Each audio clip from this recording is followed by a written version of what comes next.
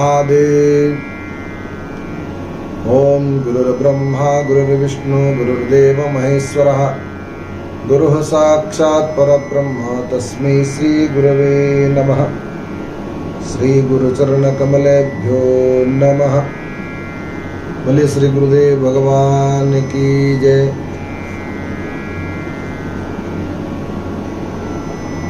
दर्शकों, आज गुरु पूर्णिमा है और बहुत लोग बड़े धूमधाम से गुरु पूर्णिमा मनाते हैं।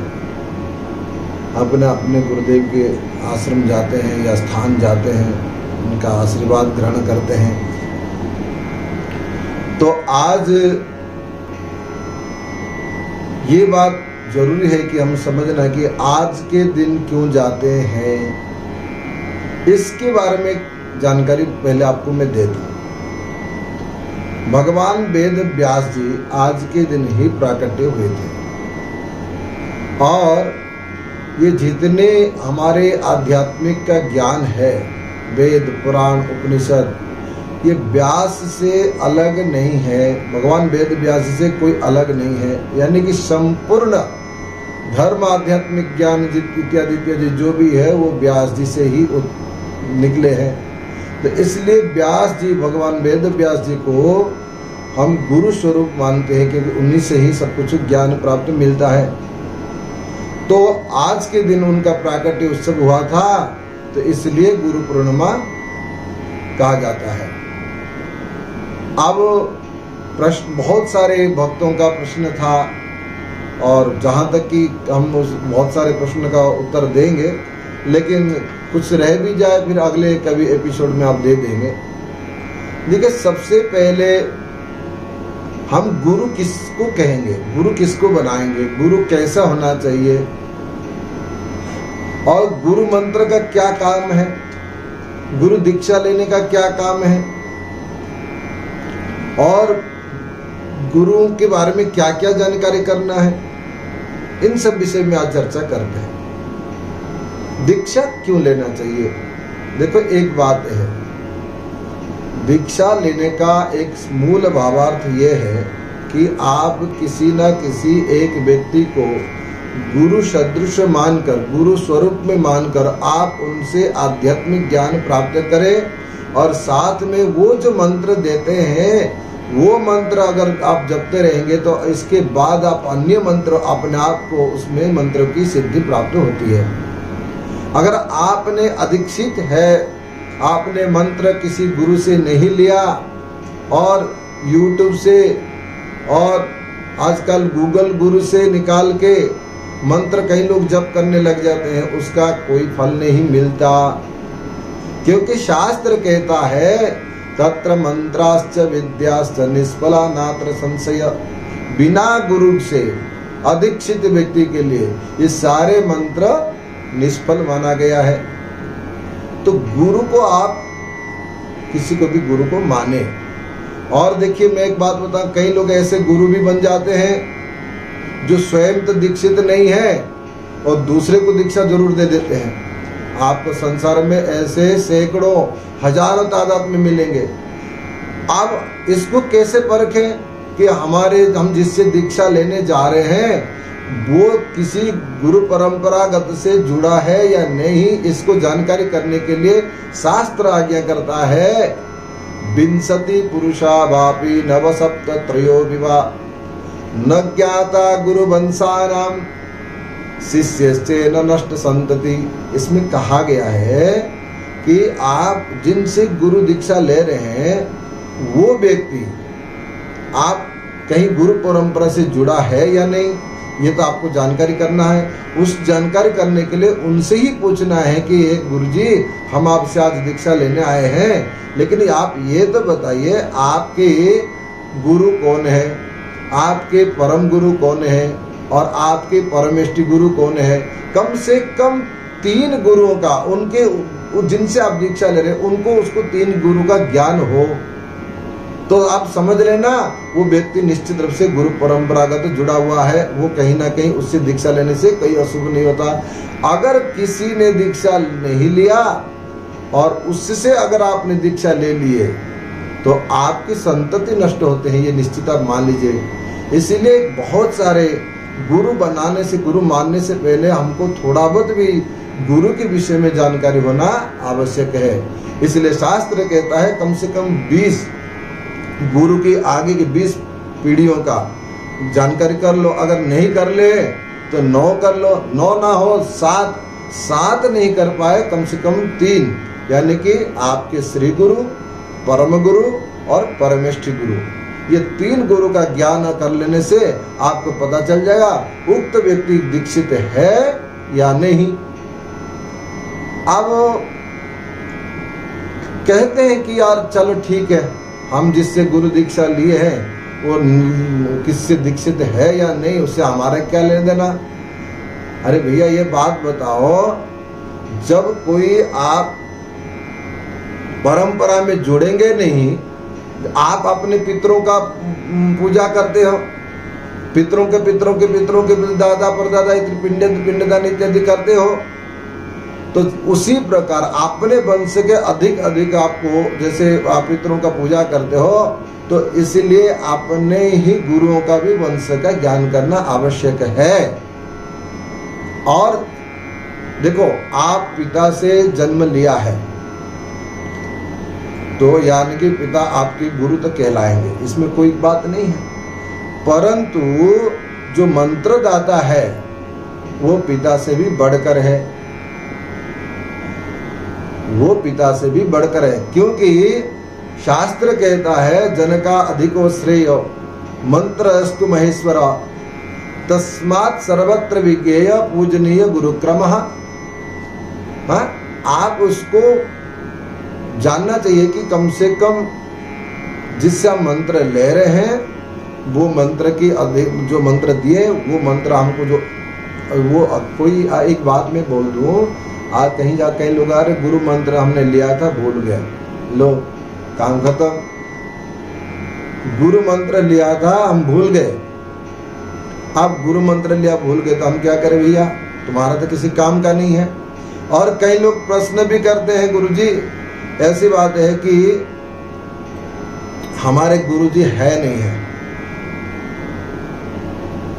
हमारे गुरुजी पधार गए। भैया एक बात है, गुरु मंत्र को कोई एक अक्षर वाला नहीं मान लेना, और ना गुरु को कभी भी एक मनुष्य नहीं मानना चाहिए। हाँ, आप एक बात ध्यान रखें, आप शास्त्र कहता है जो व्यक्ति गुरु को मनुष्य मानता है और गुरु मंत्र को अक्षर मानता है या एक लिपि मानता है और मूर्ति को पाषाण मानता है, वो व्यक्ति घोर नरक में जाते हैं। इसलिए गुरु कोई मनुष्य नहीं है, गुरु एक सत्ता है, गुरु एक तत्व है। और कई लोग ये भी प्रश्न उठते हैं कि हमने जिनसे दीक्षा ली वो आजकल जेल में है, तो इससे क्या हो गया। अगर मान लीजिए आपने दीक्षा ले ली और उसके शरीर में 3 गुण रहता है, रज सत्व तम गुण, कभी कभी गुण दोष का प्रभाव होता है, तो आप उस शरीर से क्यों मानते हो, क्योंकि वो शरीर आज है कल तो नहीं रहेगा।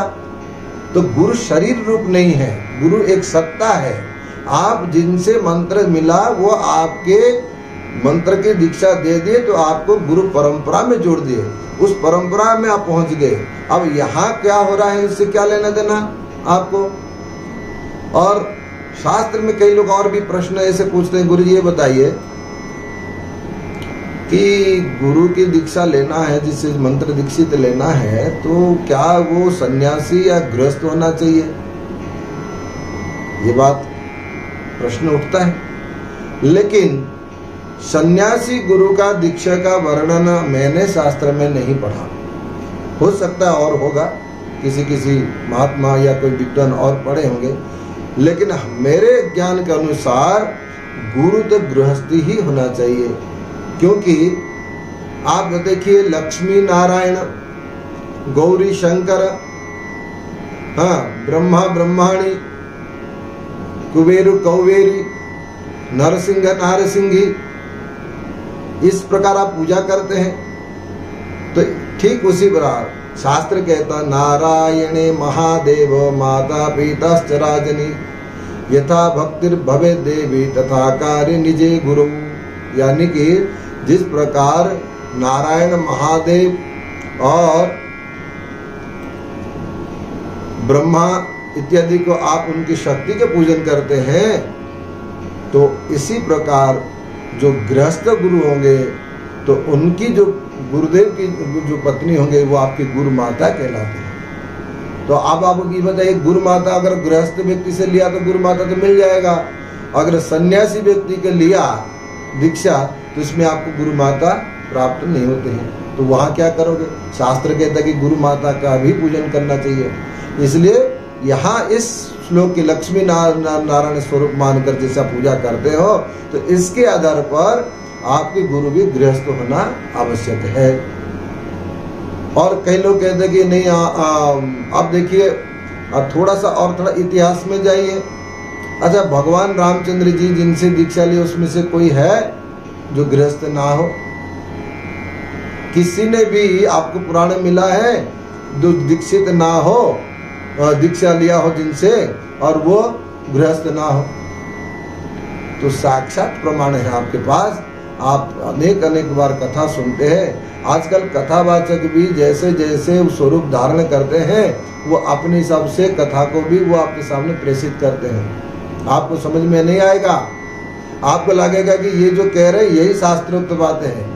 अरे भैया, संस्कृत की 2-4 श्लोक बनाना जो विद्वान के लिए कोई बड़ी बात नहीं है। जो विद्वान होगा संस्कृत का 2-4 श्लोक बना के बता देगा ये शास्त्र प्रमाण है। कम से कम आप भी अध्ययन करें। पुराण वेद उपनिषद का आजकल हिंदी में भाष्य हुआ है, उसमें भी देख लीजिएगा, मूल ग्रंथ को देख लीजिएगा। तो इसलिए गृहस्थ होना बहुत आवश्यक है। और गुरु के बारे में और विशेष बात एक मैं बात बता दूं, आप जैसे भी किसी से दीक्षा लिया है वो उसका कभी भी जाति ज्ञान कर नहीं करना चाहिए। अगर आपके मन में आया है कि ये बहुत विद्वान है, और देखो एक बात है, विद्वान किसको कहते हैं? जो 10-20 संस्कृत की श्लोक पढ़ ले उसको विद्वान नहीं है। संस्कृत के पढ़ने वाला, ज्ञान में जो कोर्स करने वाला व्यक्ति संस्कृत की ज्ञानी है। गुरु वही है जो आपको मुक्ति मार्ग का सामने आपको मुक्ति मार्ग का दर्शन करा दे। क्योंकि गुरु शब्द का आप देखिए, गु मतलब अंधकार है, रु मतलब प्रकाश है, जो अंधकार से प्रकाश को ले जाए। आप गुरु वही है जो आपके अपने स्वरूप में स्थिर कर दे, आपको बिठाल दे। अब ये कह रहे कि गुरु जी ऐसा है कि हम लोग तो गृहस्थ हैं और गृहस्थों को जरूरी है कि ऐसे इतना बड़ा आध्यात्मिक ज्ञान। अरे भैया, कभी तो कभी शरीर छोड़ के जाओगे, गृहस्थ क्या मरोगे नहीं? क्या मरना तो निश्चित है। तो आपका जो मनुष्य धर्म का सात्कार करना, साक्षात करना, ये सब ज्ञान आपको गुरु के माध्यम से ही मिलेगा। जो इस प्रकार का ज्ञान देता है आपको, वही आपके गुरु है। ना गुरु कह देगा कि मेरे नाम से एक वहाँ कर लो, बिजनेस कर लो और मुझे कुछ परसेंट देते जाओ, ये गुरु नहीं है। और कोई कह देगा कि मेरा यहाँ बड़ा बड़ा आश्रम बना दो और 2-4 चमत्कारी विद्या दिखा दे और आप उसके पीछे लग जाओगे, वो भी गुरु नहीं है। जो आपको इस सांसारिक जो अंधकार है, इस संसार के जो भवसागर से पार लगाने की बात करे, जो आपको आत्मज्ञान दे दे, जो आपका स्वयं का ज्ञान, आप कौन हो, आप क्या हो, आपको क्या करना चाहिए, इस प्रकार का जो वेदांत ज्ञान, जो आध्यात्मिक ज्ञान जो आपको प्रदान करे, वही आपके गुरु है। तो इसलिए गुरु का मंत्र आप अगर जब करते रहेंगे, आपको स्वतः ज्ञान होता जाएगा। आप उसमें कोई बात ही नहीं है कि आपको नहीं। और गुरु मंत्र के जब कब करें भाई? गुरु मंत्र की जब आप लिए हैं गुरु दीक्षा कब करें? नहीं कब करना चाहिए, इसका भी नियम दे। आप तो सबसे पहले जैसे ही उठे बिस्तर से, सबसे पहले गुरुदेव के नाम से ही प्रणाम करें, और आप भूमि स्पर्शन इत्यादि करने के बाद भी आप गुरु जी का 3 पीढ़ियों का, जैसे हमने कहा ना, आप पितरों का भी जैसे 3 पीढ़ियों का याद रखना ही चाहिए, ठीक उसी प्रकार आप आंख बंद करके मेरे श्री गुरु फलाने हैं, मेरे परम गुरु ये है और मेरे परमेष्टि गुरु ये, इनकी चरण में प्रणाम करता हूँ। सबसे पहले आप गुरु को प्रणाम करें। और जो व्यक्ति ऐसे श्री गुरु जी की मतलब अपने गुरु के साथ निश्चला भक्ति रखता हो, तो वो व्यक्ति कभी दुख और कष्ट से पीड़ित नहीं होगा। और वो व्यक्ति कोई भी छोटा सा भी मंत्र का जप करे, उस मंत्र का प्रभाव उसको दिखाई देने लग जाएगा। निश्चला व्यक्ति होना चाहिए, कोई उसमें आपके अंदर में कोई कपट नहीं होना चाहिए। आप बिल्कुल निश्चला व्यक्ति से, आप गुरु से समर्पित भाव से जुड़ जाए, तो आपको देखिए गुरु मंत्र का आपको, कई लोग कहते हैं कि हम किसी जैसे वैष्णव है और शाक्त है और गणपति है, शौर्य है, ये सब हमें जैसे किसकी दीक्षा लेनी चाहिए, है ना। तो आपको मैं बोल दूं, आप जिसकी आराध्य करते हैं, आप जिसकी पूजा करते हैं, उनसे संबंधित गुरु से जुड़े। जैसे कि आप विष्णु के भक्त हैं तो आप किसी वैष्णव से दीक्षा लीजिए। अगर आप गणेश जी की भक्त हैं तो कोई गणेश जी के भक्त वाले जो गणपति संप्रदाय को होगा तो उनके लिए। देखिए, हमारा सनातन में पंचदेव उपासक ही कहा गया है। 5 देवता घर में रखना भी चाहिए, गणेश जी, सूर्य भगवान, नारायण भगवान, शंकर जी और शक्ति। आप इसको जैसे जैसे आप अपना आराध्य मानेंगे, उनको बीच में रख के, बाकी शास्त्र में लिखा गया है उसके अनुसार उनका कौन सी दिशा में कैसे क्या रखना है, ये ज्ञान भी गुरु से ही मिलेगा आपको। अगर आप गुरु से पूछेंगे कि गुरु जी हम अगर दीक्षा लिए आपसे तो हम किस देवता को उपासना करें, सबसे पहले गुरु आपको बता देंगे। देखिए, आप अपने आराध्य के अनुसार गुरु के पास भी आप जा सकते हैं। अगर अथवा आपके गुरु, अगर मान लीजिए किसी आराध्य का आपने ज्ञान नहीं किया और आपने किसी से पहले से दीक्षा ले लिया, तो आपको एक काम करना पड़ेगा कि उस समय में आपको जो गुरु जिसके आराध्य करते हैं, आप उन्हीं को ही आराध्य करके करना पड़ेगा। अब जैसे मान लीजिए, आप उदाहरण के तौर पर मैं बोलूँगा, आपने गुरु दीक्षा लेने से पहले सोचा नहीं कि हम किसकी रहना है। अगर आपने किसी से ले लिया, कोई शिव जी की पूजा करने वाले गुरु जी से, और नहीं मैं तो शिव जी का नहीं, विष्णु जी का कर रहा हूँ, नहीं, उसमें थोड़ा सा आप विष्णु जी की करें, साथ में गुरु परंपरागत इष्ट का भी पूजन करना आवश्यक है। मैं आपको बार बार कहता हूँ, गुरु रहे इस धरती में, ना रहे तो भी गुरु रहे। गुरु कभी नष्ट नहीं होता। गुरु मरणा धर्म है ही नहीं, शास्त्र में कहा गया है। यदि ऐसा कोई सोचता है तो वो व्यक्ति घोर नरक में जाता है, उसको कभी भी मुक्ति नहीं मिलती है। क्योंकि शास्त्र में लिखा है, गुरु न मर्त्यम बुद्धेत यदि बुद्ध्येत तस्य तु। गुरु कभी मरणा धर्म नहीं है। यदि ऐसा कोई सोचता है, वो उसको कभी भी मंत्र का सिद्धि नहीं मिलती और ना उसको कभी सद्गति प्राप्त होती है। तो इसलिए मेरा ये कहना है कि आपसे कि आप गुरु दीक्षा लेने जा रहे हो तो इन बातों के भी बहुत जरूरी ध्यान देना चाहिए। अब गुरु आपके पास, जैसे कि आप गुरु जी के पास जाते हैं, आश्रम में गए या गुरु स्थान पे गए, तो कभी भी खाली हाथ में नहीं जाना चाहिए। ये बात याद रखिएगा, गुरु के पास जाए रिक्त हस्ता न गच्छन्ति, है ना, खाली हाथ में नहीं जाना चाहिए। और आप जब गुरु जी के पास जाते हैं, अगर गुरु जी जैसे बैठे हैं उससे थोड़ा सा भी ऊंचे आसन में आपको विराजमान नहीं होना चाहिए। कई लोग ऐसे हैं, गुरु जी हम तो बैठ नहीं पाते, कुर्सी दे देंगे। अरे नहीं बैठ पाते, खड़े रहो ना। अगर आप नहीं बैठ पा रहे हो तो स्वयं अगर आपने ऐसा बना लिया शरीर को, तो गुरु से ऊंचा आसन में बैठ के क्या जरूरत है आपको, खड़े रहो। गुरु जी कह देंगे कि बैठ जाओ, तो गुरु जी नहीं, हम बैठ नहीं पा रहे, हम खड़े ही रहेंगे।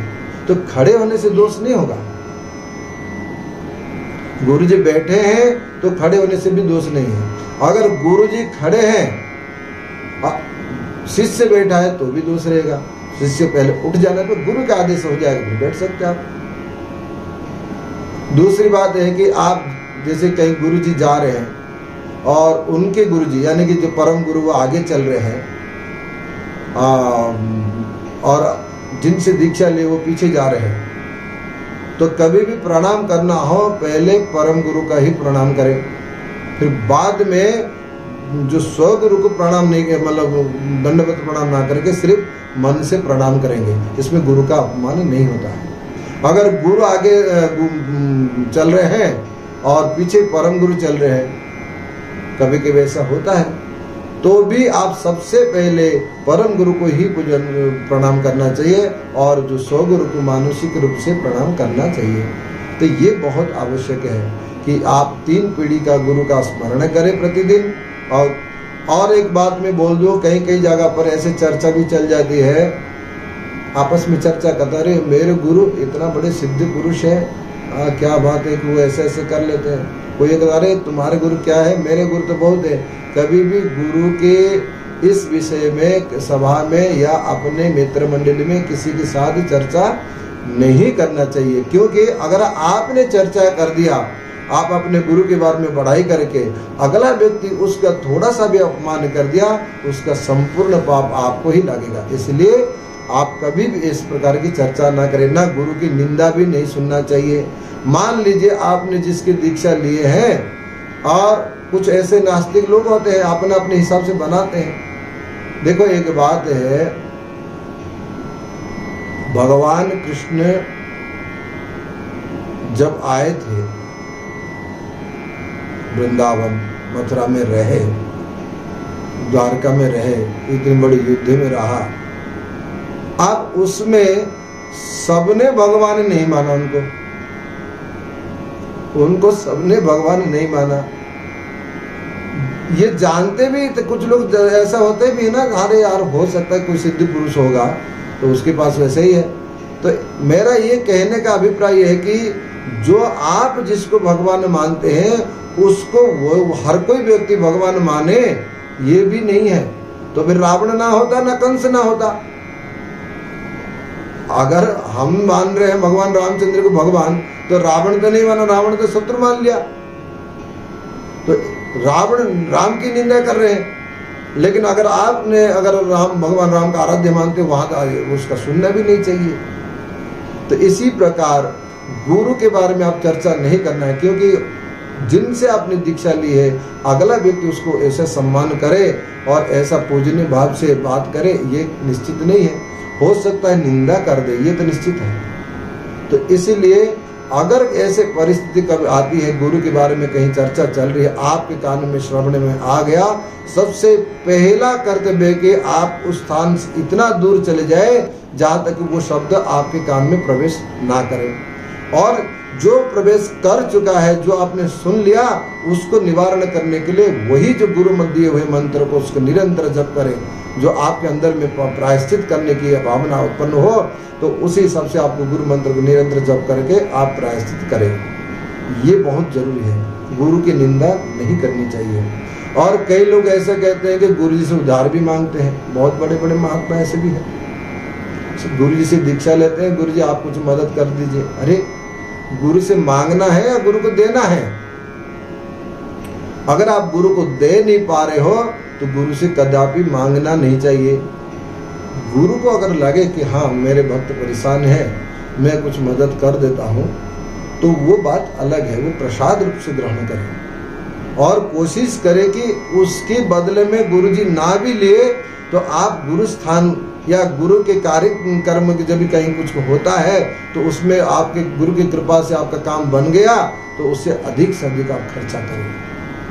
गुरु का कर्ज सबसे बड़ा कर्ज, कई जन्म तक आपको पूर्ति नहीं मिलेगी। इसलिए गुरु से कभी भी उधार, कर्ज इत्यादि इत्यादि किसी भी प्रकार की याचना नहीं करना चाहिए। अगर याचना करना है तो गुरुदेव से एक है कि मुक्ति की याचना करें। हे गुरुदेव, आप हमको ऐसे आशीर्वाद दीजिए कि हमारे इस संसार से, हमारे इस जो भव सागर से कैसे मुक्ति हो, और यही हमको आशीर्वाद दीजिए।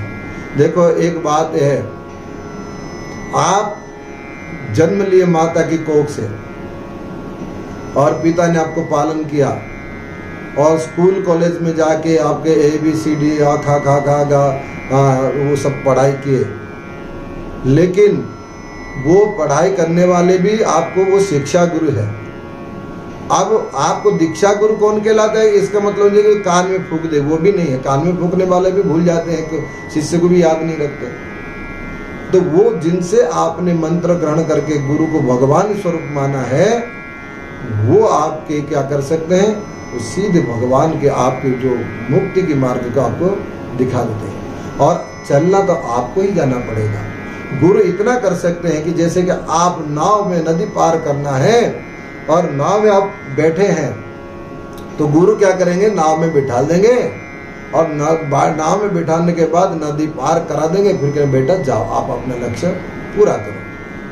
तो लक्ष्य तक पहुंचने के लिए आपको ही जाना पड़ेगा। बस गुरु इतने ही कर लेते हैं कि बस द्वार पे लेके खड़ा करा देंगे। और गुरु के बारे में और विशेष एक बात और भी है, मैं बता दूं, आपने जिससे भी दीक्षा लिया है या जिससे भी मंत्र का ग्रहण किया है, कभी भी उस मंत्र को भूलना नहीं चाहिए। अगर आप भूल गए तो आप समझ लेना आप गुरु को ही भूल गए।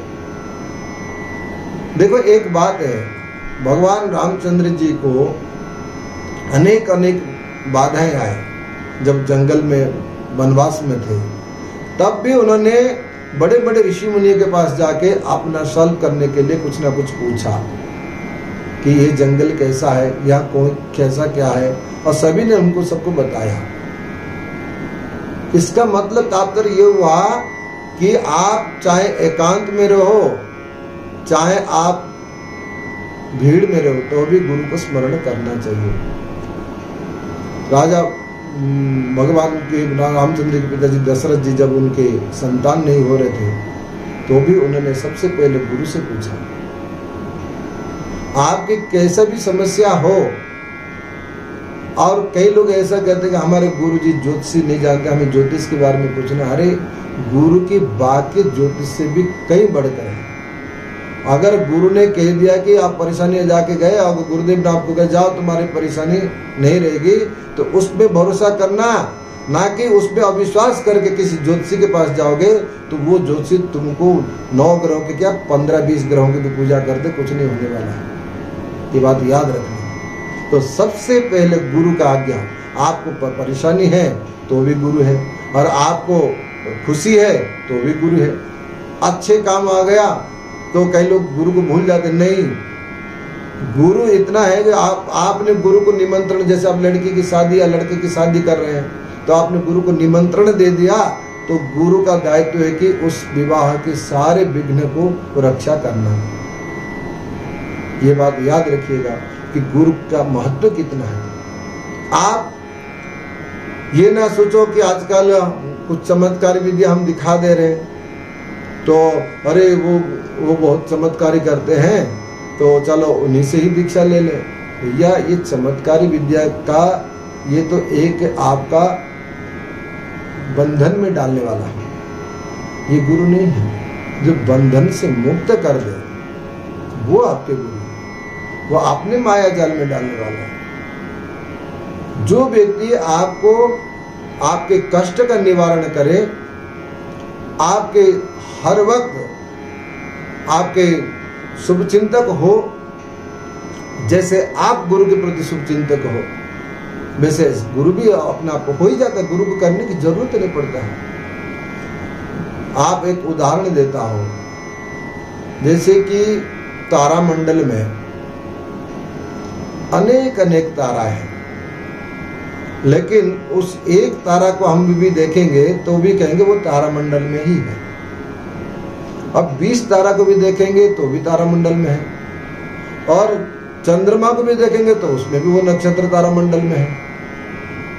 तो आप ये बताइए कि सभी उसी में है।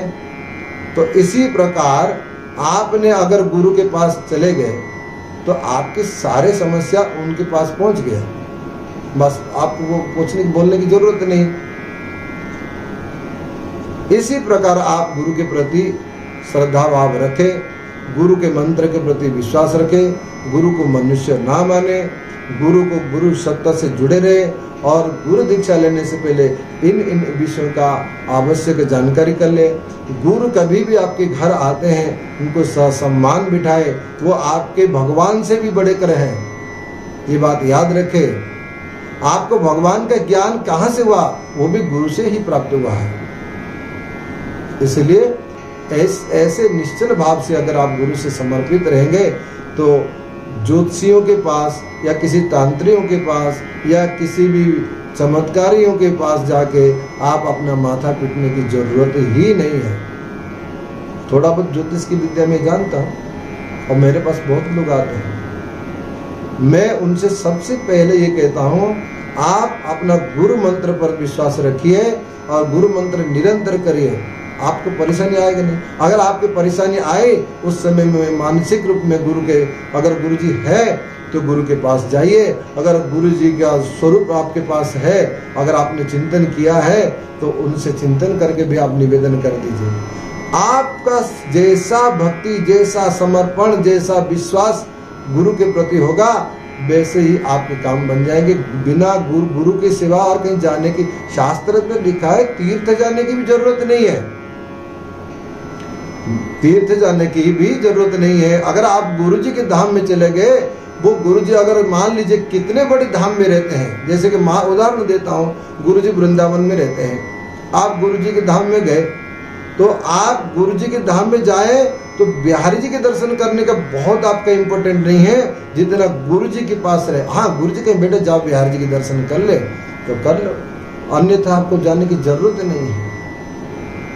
तीर्थ में स्नान करने की जरूरत, अगर तीर्थ में है तो आप गुरु चरणों के पादुका ही तीर्थ के रूप से आप ग्रहण करिए, कोई आवश्यकता नहीं है। कई लोग कहते हैं कि हमारा गुरु जी जगन्नाथपुर में रहते हैं, हम दोनों काम, अरे पहले आप गुरुजी से आज्ञा लो कि गुरुजी मैं जगन्नाथ जी के दर्शन कर आऊं। आज्ञा लेना भी नहीं चाहिए। गुरु अगर कहे जाओ बेटा आए हो यहाँ के दर्शन कर लो तो ठीक है। और कई लोग गुरु से आज्ञा भी लेते हैं और गुरु की आज्ञा को अपमान न करके वापस भी आ जाते हैं या कुछ ऐसे काम भी कर लेते हैं। जैसे कि एक शिष्य मान लो कि बोला गुरुजी मैं घर चले जाऊं, और गुरु जी ने कहा जैसे तुम्हारी इच्छा। अब इसमें गुरु ने आज्ञा तो दिया नहीं, और ठीक है मेरी इच्छा तो मैं जा रहा हूँ ना, तो गुरुजी ने कह दिया जैसे तुम्हारी इच्छा। नहीं, जब तक गुरु की संपूर्ण आज्ञा नहीं मिलती है तो वो काम भी नहीं करना चाहिए। हर कोई व्यक्ति, आपके पाप भी अगर आप छुपाना नहीं गुरु के सामने, अगर गुरु के सामने अपना पाप भी बखान कर दिया तो आपका पाप तत्काल नष्ट हो जाता है। और गुरु के सामने कभी भी अहंकार रूप से, कई लोग बहुत बड़े धनाढ्य व्यक्ति ऐसे होते हैं, गुरु को प्रसन्न कर लिए बहुत ज्यादा अहंकार रूप से दान देते हैं, तो ऐसे को भी गुरु का वो आशीर्वाद प्राप्त नहीं होता है। अगर आपके पास धन है तो भी वो समर्पण भाव से, उस भाव से करे जैसे कि आपके उस शरीर में अहंकार उत्पन्न ना हो। तो ये बहुत आवश्यक है।